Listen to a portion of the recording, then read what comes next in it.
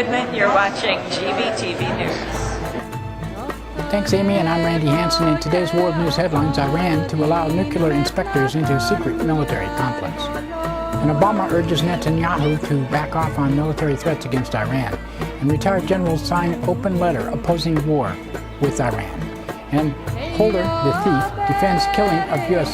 citizens overseas. And death toll in attack on Yemeni troops tops 185. And voters head to polls in Super Tuesday primaries.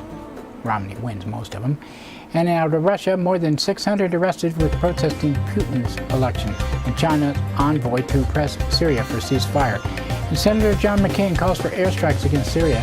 And White House moves G8 meeting from Chicago to Camp David.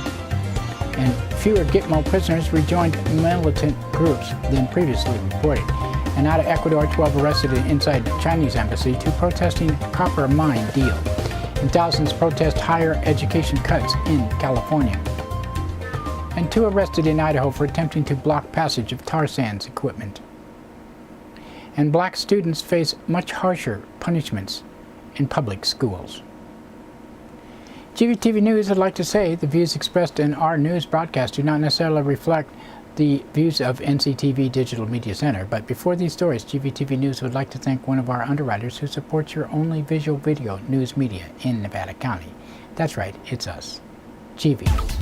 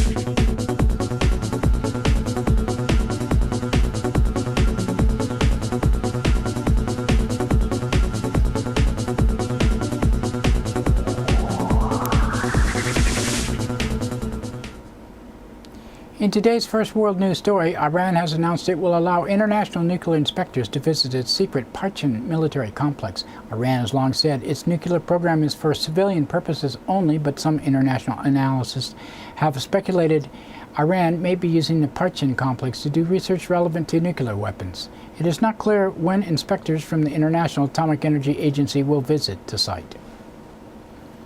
And on Monday, President Obama met with Israel's Prime Minister Benjamin Netanyahu at the White House. Obama urged Netanyahu to back off on threats of military action against Iran.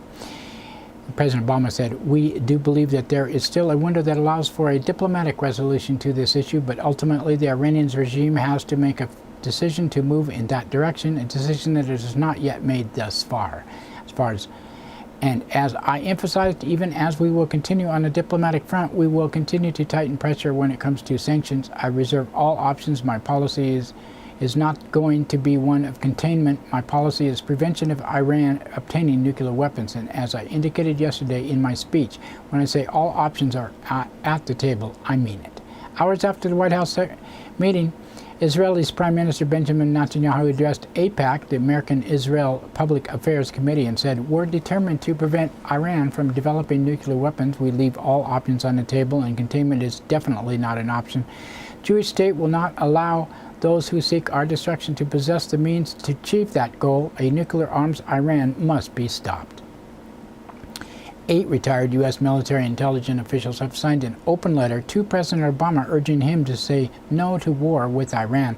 The letter was published as a full page in the Washington Post on Monday. Signatories included Colonel Lawrence Wilkerson, who served as Chief of Staff to former Secretary of State Colin Powell, and Paul Pillar, a former CIA National Intelligence Officer. And Attorney General Eric Holder, the thief, said Monday the president has the legal authority to order the killing of U.S. citizens overseas, and they have ties to terrorist organizations. Holder's comments mark the first time he has spoken publicly about targeted killing since U.S. drone killed the U.S.-born cleric Anwar al-Awlaki in Yemen and another U.S. citizen 5 months ago.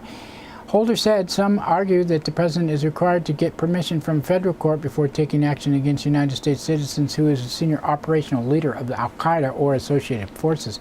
This is simply not accurate. Due process and judicial process are not one and the same. Particularly when it comes to national security, the Constitution guarantees due process. It does not guarantee judicial process. After Anwar al-Awlaki's death in September, President Obama described it as a significant milestone in the broader effort to defeat al-Qaeda and its affiliates. 5 months later, the al-Qaeda-linked militant group Ansar al-Sharia remains a powerful force in Yemen. At least 185 Yemeni troops were killed in a militant attack on Saturday. Meanwhile, the al-Sharia is also claiming it recently assassinated a CIA officer in Aden. Yemeni officials have confirmed U.S. security teams was attacked, but denied there were any casualties.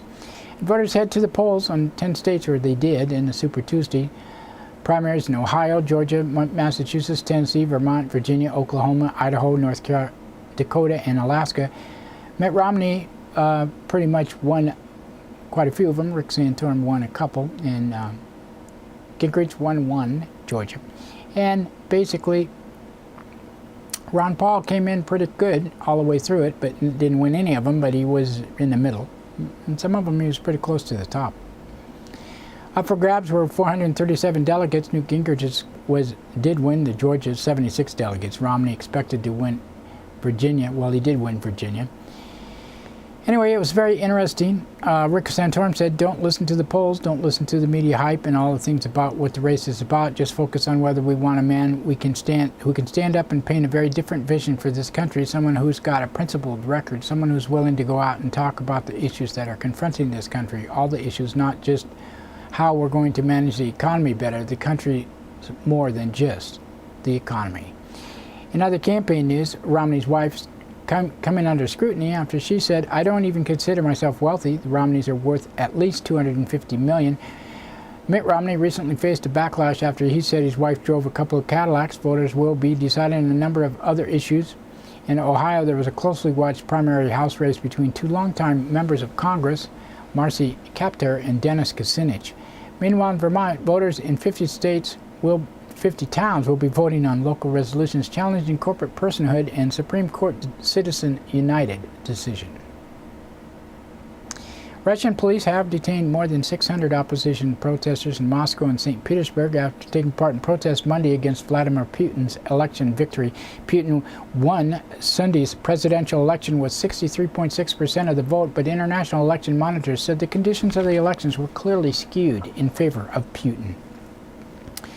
In news on Syria, opposition activists have said at least 14 people have been killed by government forces, including 5 people in Hama and 3 in the rebel stronghold of Homs.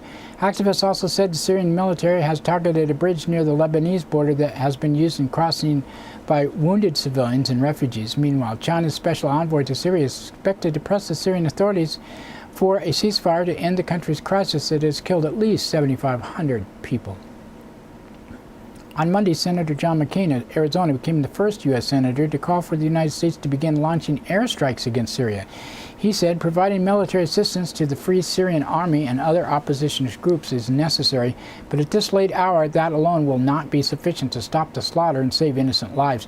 The only realistic way to do this is with foreign air power. Therefore, at the request of the Syrian National Council, the Free Syrian Army, local coordinated committees inside the country, the United States should lead an international effort to protect key population centers in Syria, especially in the north, through airstrikes on Assad's forces.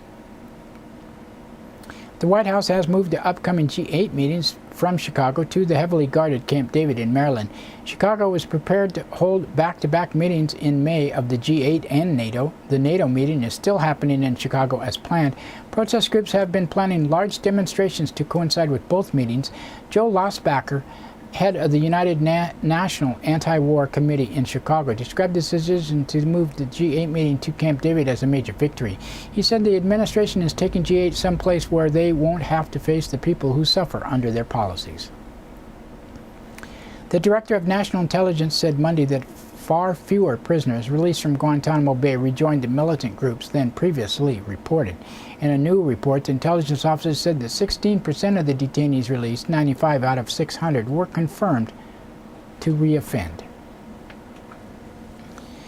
And in news from Ecuador, a dozen female environmental activists were detained inside the Chinese embassy Monday. They were protesting Ecuadorian President Rafael Correa's decision to sign a deal with a Chinese firm to open a massive copper mine in the Amazon. Thousands of students and activists marched on California State Capitol in Sacramento Monday to protest cuts in higher education in an action dubbed Occupy the Capitol. The protests were sparked by state budget cuts that have led to sharp increases in tuition and a decrease in the number of courses offered at public universities and colleges. The cost of tuition has tripled in California's public universities over the past decade. Police arrested 68 people who refused to leave the Capitol after it closed. 4 people were arrested earlier in the day. And 2 people were arrested in Moscow, Idaho late Sunday night after an attempt to stop a passage of megaload trucks carrying oil company equipment to the Canadian tar sands. Activists said 2 were arrested after they linked arms and sat down in the street in an attempt to block the trucks. Sunday's action was one of the dozen spurred by the passage through Moscow of shipments carrying oil-related equipment to the tar sands. And new data show black students face far harsher punishments in public schools than their white peers. Data released by the U.S. Department of Education shows that while black students constituted only 18% of those enrolled in sample schools, they accounted for 39% of all school expulsions. Black students were 3.5 times more likely overall to be suspended or expelled than white students. School reports also show that more than 70% of students involved in school-related arrests or referred to local law enforcement were black or Latino. Students of color with disabilities were also disproportionately subjected to physical restraints. And that's it for World News Today. Now we'd like to thank one of our underwriters who supports your only visual video news media in Nevada County. You get